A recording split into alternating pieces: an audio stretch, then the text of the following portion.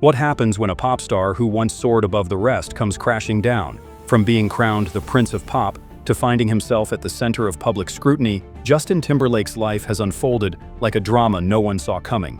He was the golden boy of the music world, adored by millions and compared to legends like Michael Jackson.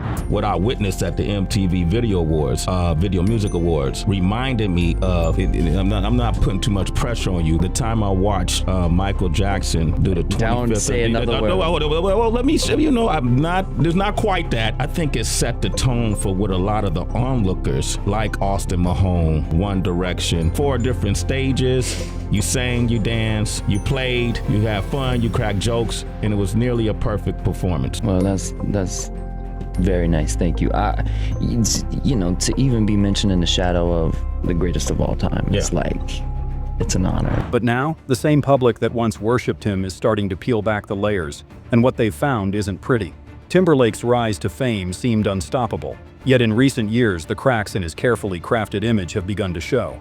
Once the picture of charm and grace, the man who once graced Saturday Night Live 19 times now seems to be stuck in a never-ending cycle of scandal and controversy. What went wrong? And could he have ever avoided this fall from grace? In this deep dive, we'll explore how a pop icon became a lightning rod for public criticism, the truth behind his most infamous moments, and whether Justin Timberlake's career and image can ever be salvaged. Before Justin Timberlake became the household name we know today, he was just a kid with big dreams. Born in Memphis, Tennessee, Timberlake's path to stardom started at a young age. In the early 90s, he joined the all-new Mickey Mouse Club, alongside Britney Spears, Ryan Gosling, and Christina Aguilera, honing his craft as a performer. It was here, in the spotlight, that Timberlake's talents were first noticed. However, it wasn't until NSYNC that he truly exploded onto the scene. Formed in 1995, NSYNC quickly became one of the most successful boy bands in history, riding the wave of 90s pop culture. Justin, with his smooth falsetto and magnetic presence, stood out as the group's heartthrob. But it wasn't just his voice that made him a star, it was his ambition. Unlike many of his peers, Justin never intended to stay in the background. Even during NSYNC's peak, he was already planning for something bigger, a solo career. When did you know that you wanted to do a solo album? Honestly, it's always been in the back of my head. It's always been in the back of my head since I was a little boy.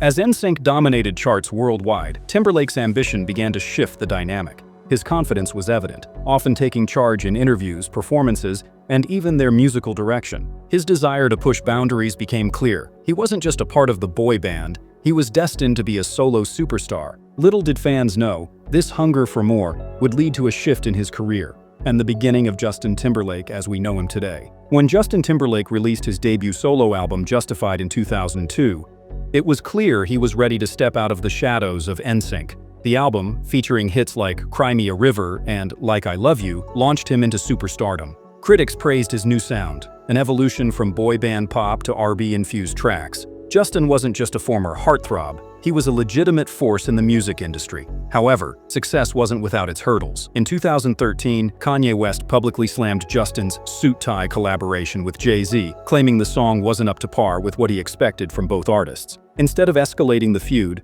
Justin calmly addressed it, calling Kanye a genius and brushing it off with humor.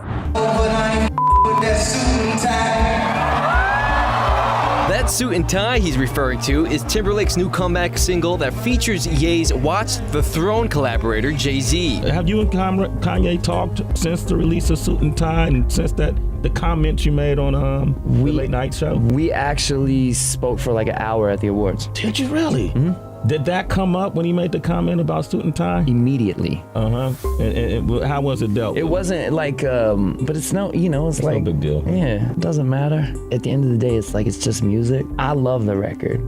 I love Suit and Tie. It reminds me of the music I grew up listening to. I respect his opinion because I think he's a genius. Yeah. But I don't share that opinion. And I told him, I was like, I fuck with you in a way that you probably don't even understand that I get what you do. And we've never worked together, so I don't know that he fully understands what it is that I can do. This ability to stay cool under fire seemed like the perfect image for a superstar, until it wasn't. While Timberlake's charm and self-confidence were undeniable, They also began to hint at a darker side. His ego grew with his success. Over time, he became more outspoken, sometimes crossing the line between confidence and arrogance. So,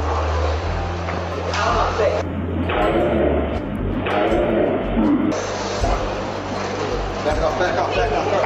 Yeah, hit a little bit harder, man. Hey, Justin Timberlake. No way.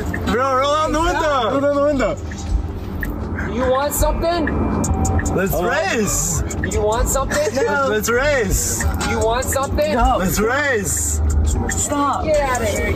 Notably, Justin downplayed the achievements of NSYNC, even claiming his solo work was 10 times better than anything the group had ever done. It was clear his ambition had no limits, but at what cost?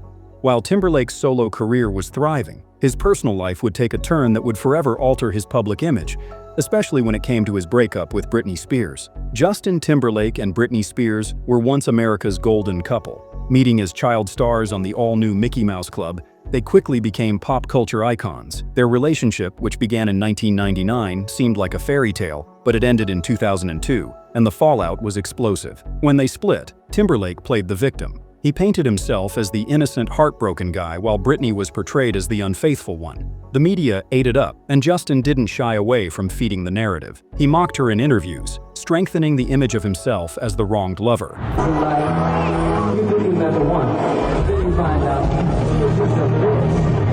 Hey girl, at least you gave me another song about a horrible woman. The release of his song Cry Me a River further fueled the flames. The song's lyrics, along with a video featuring a Britney lookalike, made it clear that Justin was using their breakup to his advantage. As Justin's career soared, Britney's took a nosedive. The emotional toll of the public breakup, coupled with the relentless media scrutiny, left Britney struggling with her mental health. Instead of offering empathy, Timberlake continued to mock her in interviews and performances. He turned the narrative against her, feeding the media frenzy, while never taking responsibility for his role in her suffering. What do you think is going on with Britney? I don't know, to be honest with you. I haven't spoken to her in years. Really? Yeah, there's no ill will, or I have nothing but love for her, and we had...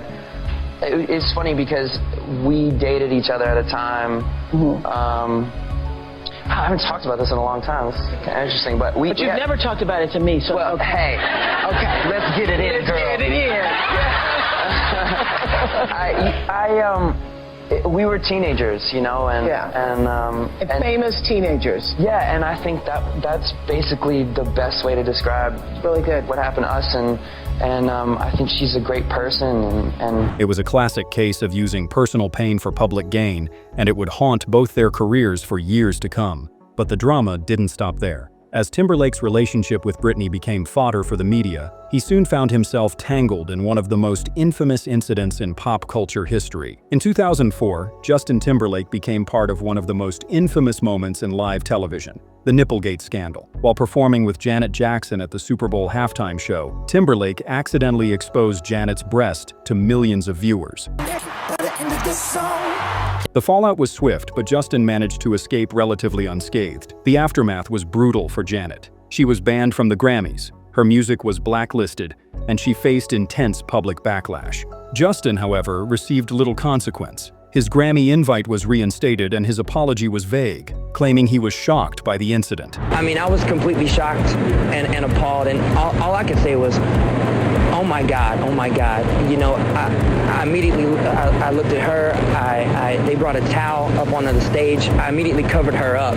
I mean, I was completely embarrassed. But years later, a shocking revelation emerged. The wardrobe malfunction may not have been an accident. Janet's stylist, Wayne Scott Lucas, claimed Timberlake had planned the incident to grab headlines, and Janet later confirmed that Justin had requested a bigger reveal to outdo other performances. Despite the truth coming to light, Timberlake never took full responsibility. While Janet took the fall, Justin remained mostly untouched, leading many to question why he allowed her to carry the blame.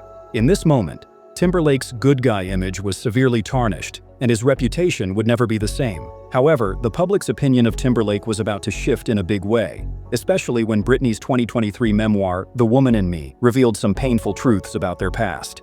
As social media began to rise, so did the scrutiny of Justin Timberlake's public persona. Once regarded as the golden boy of pop, his every move was now being dissected by fans and critics alike. In her book, Britney revealed the painful truth behind their relationship. Timberlake had pressured her into an abortion, a decision she later regretted. This revelation shattered the carefully curated image of the perfect couple that Justin had sold to the media. For years, he had portrayed himself as the wronged ex, while Britney was painted as the unstable one. What followed were further bombshells. Britney described how Justin had cheated on her, getting caught with a member of the All Saints and bragging about his Vegas hookups. Meanwhile, Britney, despite knowing the truth, kept silent to protect their public image. You did something that caused him so much pain, and yet he's left the impression that you weren't faithful, that you betrayed the relationship. I think everyone has a side to their story. These revelations painted Timberlake as a manipulative figure, someone who used his influence to control the narrative. While he had always been the one in control of the media's portrayal of their relationship, the memoir turned the tables and suddenly his good guy persona was no longer so convincing. By 2018, Justin Timberlake's career had already begun its decline. His album Man of the Woods was released to critical disappointment. What was supposed to be a bold new direction for the pop star instead felt like a confused mishmash of country pop and R&B. Critics didn't hold back, with outlets like Pitchfork calling it a major misstep, describing the album as corny and ridiculous. Most of this album sounds incredibly off, incredibly corny, bordering on ridiculous, or just straight ridiculous. I'm feeling a strong 3 on this thing. This failure marked a turning point. For the first time in nearly 2 decades, Timberlake's music no longer seemed to capture the public's imagination. Gone were the days of chart-topping hits and sold-out arenas. His reputation as a top-tier pop star was now in serious question. But Timberlake wasn't ready to admit defeat. Instead,